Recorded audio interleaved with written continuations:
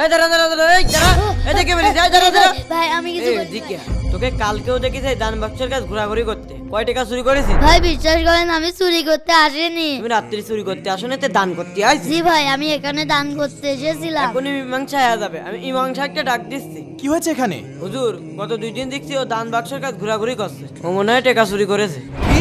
তুমি মসজিদের টাকা চুরি করেছো? হুজুর বিশ্বাস করেন আমি চুরি করতে আসিনি, আমি দান করতেই এসেছিলাম। কি বলো, তুমি রাত্রিবেলা দান করতে এসেছিলে মানে? হুজুর আমার দাদু মরার আগে কিছু টাকা দিয়েছিলেন আর বলেছিলেন এই টাকাগুলো মসজিদে দান করতে। আপনি তো জানেনই আল্লাহ রসুল বলেছেন তোমরা যখন ডান হাত দিয়ে দান করবে বা আমার যেন না জানে, আর এইভাবে গোপনে দান করলে সব থেকে বেশি সওয়াব হয়। আর এই জন্য আমি রাত্রির বেলা দান করতে এসেছিলাম। আচ্ছা দাঁড়াও, আমি দান বাক্সটা চেক করে দেখি, তাহলে সব প্রমাণ হয়ে যাবে। জি জি জি হুজুর। দান বাক্স তো খালি ছিল, দেখি তো টাকা আছে নাকি।